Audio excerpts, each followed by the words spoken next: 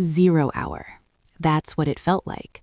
Not a celebration, but a countdown to an explosion I didn't know was coming. My name is Elena, and the calendar on the wall of the coffee shop where I worked mocked me. It was the day I turned 18. 18 is supposed to be the golden threshold, the moment the world opens its arms and welcomes you into the fold of adulthood. It is supposed to be fireworks and freedom. Instead, as I wiped down the counter of the daily grind, scrubbing at a stubborn coffee stain that looked suspiciously like a Rorschach test of my own misery, I felt a heavy, sinking anchor in my gut. Just 72 hours prior, I had circled this date in red ink, a beacon of hope. My mother, Sarah, had promised a dinner, just the family, my favorite Italian place, a cake with 18 candles.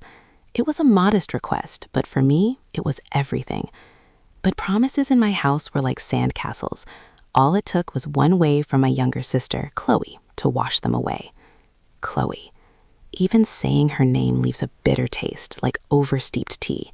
She is 16, a whirlwind of calculated chaos and weaponized fragility. The disaster started, as it always did, with a want. Chloe wanted the newest smartphone, the kind that costs more than my first car. When Mom gently explained that it wasn't in the budget this month, Chloe didn't just get upset, she detonated. It was a performance worthy of an Academy Award, screaming, throwing porcelain figurines, hyperventilating until her face turned a terrifying shade of violet. The entire household ground to a halt. The air was sucked out of the room. And just like that, my birthday was collateral damage. "We can't set her off again," Mom had whispered to me in the hallway, her eyes pleading, her hand squeezing my arm with a desperate strength. "A big dinner, the attention on you, it might trigger a relapse. We'll celebrate later, Elle. Please understand." Please understand. That was the family motto, etched into our crest. It meant, Elena will absorb the blow. Elena will be the shock absorber for this dysfunctional vehicle. The pain of being erased on the one day that was supposed to be mine was a physical ache, a bruising of the soul. I had spent a lifetime in the shadows, watching the spotlight track Chloe's every whim. As I served foam-topped lattes to laughing strangers, I felt the weight of my own invisibility crushing my lungs. I was a ghost haunting my own life. But as I watched the steam rise from the espresso machine, a thought sparked in the dark corners of my mind. It was dangerous, it was terrifying, but it was necessary. I realized that if I didn't break the cycle of being the forgotten child, I would eventually cease to exist entirely. I began to plot. Not a revenge fantasy, but an exit strategy. I needed to know what lay beyond the gravitational pull of Chloe's black hole. I'll tell you exactly how the dominoes fell, how the quiet girl burned the bridge to light her way. But first, if you've ever felt like a background character in your own movie, listen closely. This is for you. The morning after the non-birthday, I woke up with a heart made of lead. The silence in the house was heavy, loaded with the residue of yesterday's drama. I lay in bed, staring at the plaster patterns on the ceiling, realizing that no one was coming with breakfast in bed. No one was coming at all. When I finally dragged myself downstairs, the kitchen was a minefield of tension. Chloe was draped over the kitchen island, picking at a piece of toast, her eyes puffy but her posture defiant. She looked like a queen in exile, demanding tribute. Mom hovered around her, a nervous hummingbird. "I'm so sorry, honey," Mom cooed, pouring Chloe orange juice. "I just didn't want you to feel overwhelmed." The words sliced through me.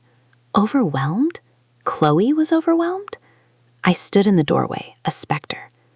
"Mom," I said, my voice cracking despite my best efforts. "What about the cake? What about yesterday?" The room froze. It was as if I had sworn in church. Chloe's head snapped up, her eyes narrowing into slits.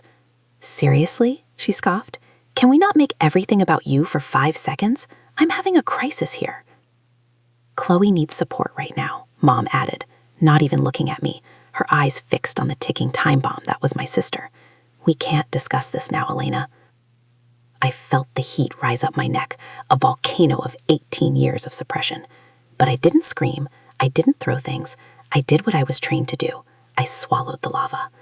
I nodded, grabbed an apple, and walked out the back door. That was the moment the tether snapped. I walked for hours, the rhythm of my feet against the pavement beating a war drum in my head. I ended up at the cafe, clocking in early, losing myself in the noise of the grinder and the hiss of steam. Overhearing a table of teenagers discussing their birthday plans, parties, gifts, the sheer joy of being celebrated, broke me. It wasn't jealousy. It was grief. Grief for the childhood I never really had. I realized then that waiting for my family to see me was like waiting for a train at an airport. It wasn't going to happen. I went to my grandparents' house that evening. Gran and Pop were the only sanctuary I had ever known. I sat at their kitchen table, the wood worn smooth by decades of family meals, and I told them everything. I didn't cry. I was past tears. I just laid out the facts like a coroner's report. The canceled birthday, the constant catering to Chloe, the feeling that I was a piece of furniture, useful but unloved. Pop listened, his jaw tightening until a muscle feathered in his cheek. Gran reached across the table and took my cold hands in hers. "We knew there was favoritism," Pop said, his voice a low rumble of thunder, "but we didn't know the rot had gone this deep." "You were the glue, Elena," Gran said softly, her eyes shimmering. "You held that house together so tightly that they never had to feel the cracks. Maybe it's time you let go." Her words were the permission I didn't know I needed. I wasn't just running away. I was conducting an experiment. What happens to a structure when you remove the load-bearing wall? I didn't go home that night, or the next. I stayed in the spare room at my grandparents', sleeping on a quilt that smelled of lavender and safety. My phone became a war zone. At first, the texts were casual. "Hey, pick up milk on your way home. Did you steal my charger?" That was Chloe. They didn't even know I was gone. They just assumed I was in the periphery, waiting to serve. I didn't reply. I went to work. I laughed with regulars. And during my breaks, I picked up my acoustic guitar. I started recording snippets of songs, raw and unpolished, pouring my frustration into melodies. I posted them online, captioning them with nothing but the date. The lyrics were about being a shadow, about the silence that screams. Slowly, the digital world began to respond. "I feel this in my bones," one comment read. "Golden child syndrome is real. You're not alone." My voice, so often drowned out at home, was finding an echo chamber in the void. Then the tone of the family texts shifted. The realization had set in. "Elena, stop playing games. Where are you, Dad? Pick up the phone. This is ridiculous, Mom. So you're throwing a tantrum because you didn't get a party? Grow up, Chloe." That last one made me laugh, a dry, hacking sound. The irony was suffocating. I screenshotted it, not for spite, but for evidence. I was building a case file of my own life. One rainy Tuesday, about a week into my exile, Mrs. Higgins, our next-door neighbor, wandered into the cafe. She looked frazzled. When she saw me, her eyes widened.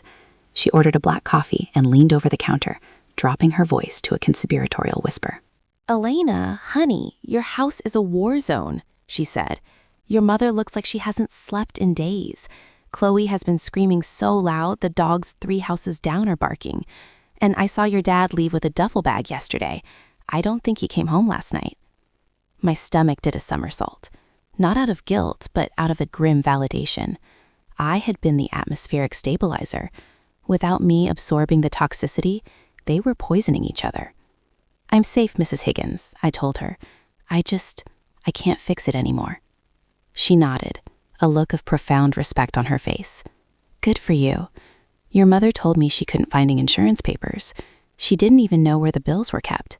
She said, Elena always handled the mail. They're drowning, kid." It was a harsh truth. Part of me, the part conditioned to be the savior, wanted to rush home and organize the chaos. But the new part of me, the 18-year-old woman who deserved a cake, stayed put. Let them sit in it, I thought. Let them feel the rain. That night, the digital bombardment escalated. "We need you home," Mom texted. "Chloe is spiraling. We are falling apart." Notice the phrasing. Not "we miss you," not "we love you," but "we need you." I was a utility that had been shut off. I typed a response, my fingers trembling over the glass screen. "I am safe. I am working. I left because I am a person, not a prop. I am not coming back to be the emotional janitor." I hit send and turned my phone off. When I turned it back on hours later, the screen was flooded. Accusations, guilt trips. After everything we've done for you, you're abandoning your family. But buried in the avalanche was one text from my dad. I'm sorry, Elle. I didn't see it. I should have seen it. I stared at those pixels until they blurred. It was the first crack in the armor. Meanwhile, my music was catching fire. I hadn't named names, but the emotion was universal. I posted a song called The Ghost in the Living Room. It went viral overnight.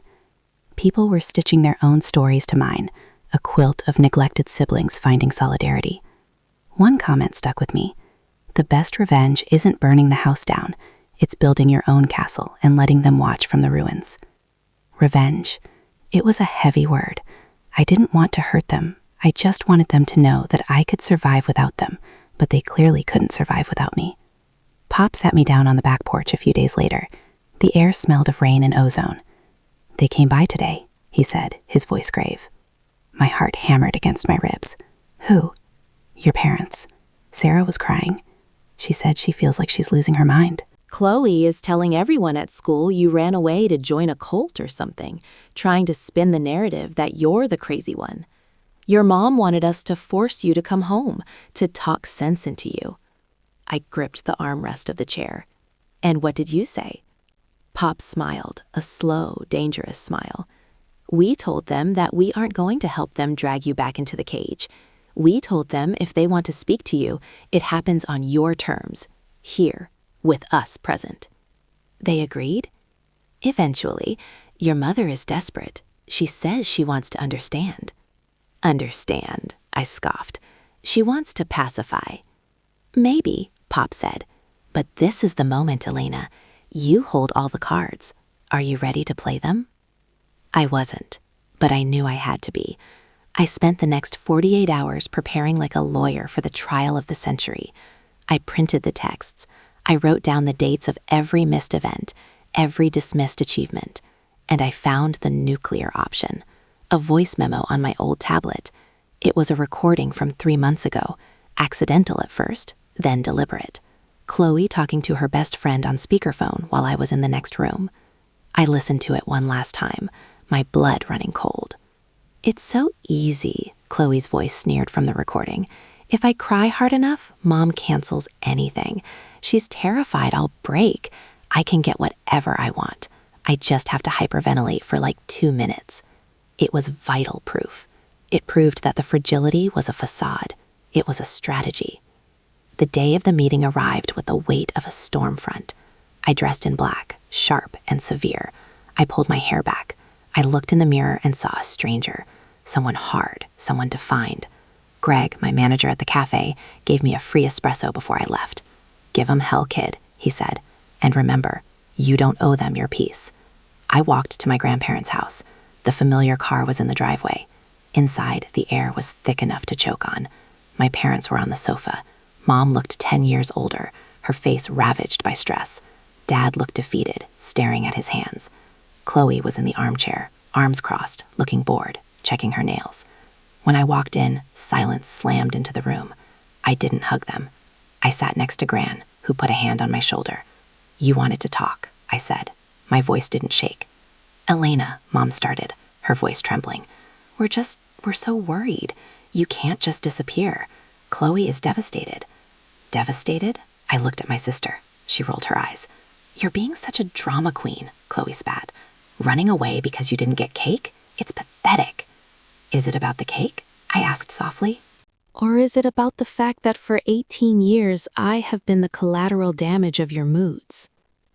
Don't speak to your sister like that, Mom snapped instinctively. She's sensitive. She's not sensitive, I said, standing up.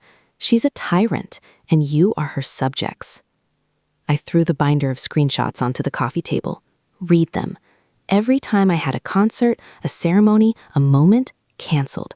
Because Chloe had a headache, because Chloe was sad, because Chloe didn't want to go. Dad reached for the papers. He flipped through them, his face paling. We didn't realize, he whispered. You didn't look. I corrected him. You mistook my silence for strength. You thought because I didn't scream, I wasn't bleeding. But we love you, Mom cried, tears streaming down her face. We were just trying to keep the peace. You weren't keeping the peace, I said, my voice rising. You were keeping the pattern. You sacrificed my happiness to buy her silence. Chloe scoffed. You're crazy. I have anxiety. You don't get it. I get it perfectly, I said. I get that it's a convenient shield. I pulled out my phone. I want you to listen to something. I hit play. Chloe's voice, clear and cruel, filled the living room. If I cry hard enough, Mom cancels anything. I just have to hyperventilate for like 2 minutes. The color drained from Chloe's face. She looked like a ghost. Mom stopped crying instantly. She stared at the phone, then at Chloe, horror dawning in her eyes. It was the look of a devotee realizing their god is a fraud. You said that? Mom whispered. You do it on purpose? It's out of context, Chloe shrieked, standing up. Elena is a liar. She faked it. It's your voice, Chloe, Dad said. His voice was terrifyingly quiet. We broke our backs walking on eggshells for you. We ignored your sister for you. And it was a game? I'm just a kid, Chloe yelled, the tears starting. But this time, nobody moved. The weapon was jammed. The magic trick didn't work once the audience saw the wires. I didn't leave to punish you, I told them, looking at my parents. I left because staying was killing me. I realized that if I stayed, I would never be the main character in my own life. I would just be the supporting actress in Chloe's tragedy. Come home, Mom begged, reaching out a hand. We'll fix it. We'll change things. We'll get Chloe real help, not just appeasement. I looked at her hand. It was the hand that had brushed me aside 1,000 times. I looked at Dad, who was looking at me with a mixture of awe and shame, and I looked at Chloe, who was now small, exposed, and vicious. I don't know if I can come home, I said honestly. I'm building something out here. I have people who listen to me. I have music. I have peace. I'm not willing to trade that to come back and teach you how to be parents. Elena, please, Dad said. If I ever come back, I said, walking to the door, it will be as a guest. It will be as an equal. I am done being the invisible pillar holding up this rotting roof. I opened the door. The rain had stopped. The air was crisp and clean. I forgive you, I said, looking back one last time. Not for you, but so I don't have to carry the anger anymore. But forgiveness doesn't mean access. You have to earn that back. I walked out. I didn't look back to see if they were crying. I walked straight to the cafe, picked up my guitar, and wrote the ending to my song. My family is still picking up the pieces. Dad moved into the guest room. Chloe is in intensive therapy. Real therapy, not the enabling kind. Mom is trying to learn who she is when she isn't managing a crisis. They text me. Sometimes I answer. Sometimes I don't. I learned that sometimes you have to break your own heart to save your soul. You have to be willing to walk away from the only people you've ever known to find the person you were meant to be. Now, I look at the calendar and I don't see a countdown to disaster. I see open space. I see a future that belongs to me. If you are reading this and you feel invisible, if you feel like you are screaming underwater, swim up, break the surface. The air is sweeter than you can imagine. Don't let your story end in the shadows. If this story resonated with you, if you've ever had to fight to be seen, hit that subscribe button right now. Like this video and share it with someone who needs to hear it. We are building a community of survivors here, and I want you to be a part of it. Click the bell icon so you never miss a story. Let's rewrite the narrative together. You are not alone.